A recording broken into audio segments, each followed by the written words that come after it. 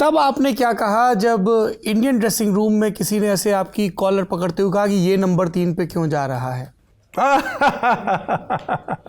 कुछ नहीं कहा, मैं बहुत छोटा था। कौन था ये प्लेयर? जिसको ऐसा लगता था कि वो मुझसे ज़्यादा बैटिंग करते हैं। नहीं लेंगे आप सौरव गांगुली का या किसी का नाम? नहीं, गांगुली तो थे भी नहीं यार। गांगुली तो बड़े। कौन थे ये? तो आपके किरदार पे जम रहा है ना, थोड़ा खुल के बात करते हैं ना। इन द सेंस देखिए, किरदार में जमता ज़रूर है, लेकिन ये मतलब भी नहीं ना कि आप किसी को बेइज्जत कर दो। आप साथ में आप काम करते हैं, बहुत सारी चीज़ें। देखिए, एक चीज़ है क्रिकेट में ना तो परमानेंट दोस्ती है, ना तो परमानेंट दुश्मनी है। चीज़ें बदलती रहती हैं। इंसान नहीं बदलता है, इंसान का किरदार वैसे ही रहता है, लेकिन चीज़ें बदलती रहती हैं। नंबर 3 पे सौरभ, द्रविड़ और नहीं, ये गलत है। हाँ। दादा बिल्कुल भी नहीं थे। हाँ। दादा तो यार अपनी पोजीशन को कुर्बान करने वाला खिलाड़ी था यार। हाँ। और आपको तो उन्होंने बहुत बैक किया है। हाँ, मतलब दादा तो। पर आपने द्रविड़ और सचिन के नाम पे मना नहीं किया अभी तक। नहीं यार, वो देखो, मुझे नंबर 3 खिलाने वाला कौन था मालूम है? ग्रेग चैपल का। नहीं, मुझे नंबर 3 पे भेजने वाले थे सचिन तेंदुलकर। हाँ। उन्होंने कहा ग्रेग को और राहुल द्रविड़ को कि मैंने इसे नंबर 3 पे बैटिंग करते हुए देखा है। दिलीप ट्रॉफी में उन्होंने करवाई थी, दिलीप ट्रॉफी में वो कप्तान थे। अब वो नंबर 3 की जो कहानी शुरू हुई थी, हम दिलीप ट्रॉफी खेल रहे थे हैदराबाद में, अनिल कुंबले सामने थे। सचिन तेंदुलकर, आई थिंक वो जो एज ए लीडर ना वेस्ट जोन को हेड कर रहे थे। वेस्ट जोन को, वो मुझे लगता है इंडिया के बहुत महानतम लीडर बन सकते थे। उन्हें अच्छी टीम मिली नहीं जब वो लीडर थे, जब वो कैप्टन थे, जब लेट 90s। हाँ, तो उन्होंने कप्तानी छोड़ दी, क्योंकि वो ट्रांजिशन पीरियड भी था, वो चीज़ें भी अलग थी, है ना। लेकिन लीडर मुझे लगता है एज ए कैप्टन वो बहुत कमाल के होते हैं। और I think we missed out on Sachin Tendulkar the captain. बहुत सारी चीज़ें जब वो करते हैं, जब वो बातें करते हैं, आपको पता चलता है यार उनका विजन अलग है, उनकी सोच अलग है प्लेयर्स के बारे में, प्लेयर्स को पिक करना, प्लेयर्स की ताकत के साथ उसको आगे बढ़ाना। मुझे नंबर 3 पे भेजा उन्होंने दिलीप ट्रॉफी में। उन्होंने कहा कि इरफान, अनिल कुंबले आए ना, तू तड़ी दे। उनका ये प्लान था कि अनिल कुंबले दिलीप ट्रॉफी खेल रहा है, अनिल कुंबले सबसे बड़ा मैच विनर इंडिया का, वो दिलीप ट्रॉफी खेल रहा है, इंजरी के बाद वापस आ रहा है, वो दिलीप, वो हमारी हालत ख़राब कर देगा।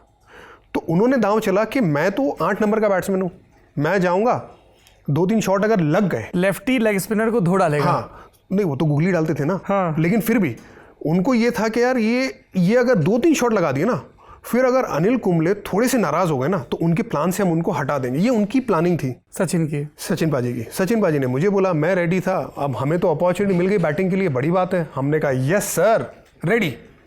पैड बांधे गया, मैंने 50 रन बनाए थे, मैंने शॉट्स भी खेले थे अनिल साहब को, वो उनको याद रह गया।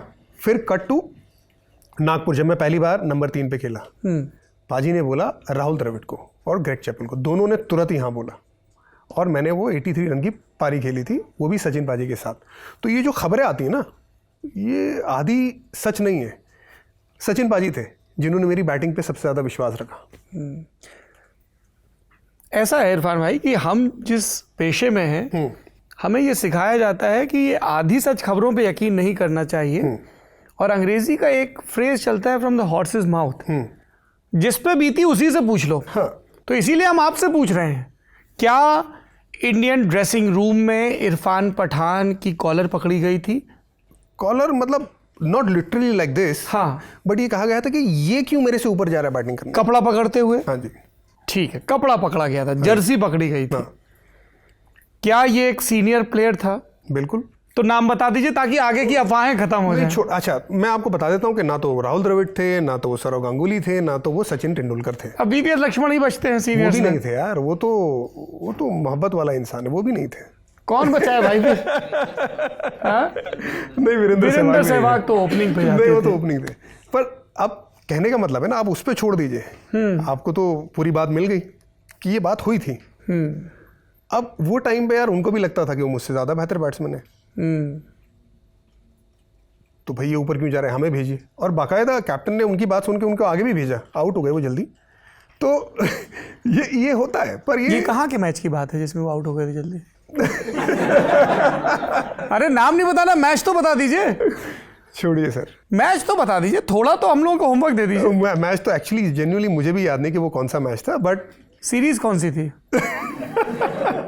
यही इंडिया पाकिस्तान, इंडिया श्रीलंका, ये सब।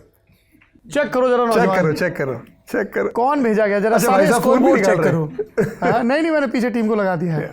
अच्छा, तो ये फिर बात इतनी भी आगे बढ़ गई थी कि तुझे इतना अटेंशन क्यों मिलता है वगैरह वगैरह? सर होता ये है कि एक यंग खिलाड़ी ना, जिसके घुंघराले बाल है, लाइट आइज है, थोड़ा बहुत लोग उसे पसंद करते हैं। थोड़ा बहुत? दो बहनें चल के चली आई कि हमसे शादी कर लो, थोड़ा बहुत की बातें कर रहे हैं। ऑस्ट्रेलिया से लेके अहमदाबाद तक धूम मची हुई है। और 10 ओवर भी डालता है तो 10 ओवर नज़र आता है, नंबर 3 भी बैटिंग चला जाएगा। तो सर होते हैं वो एक दो लड़के जो जहन में ये सब चीज़ें चलती है, वो होता है।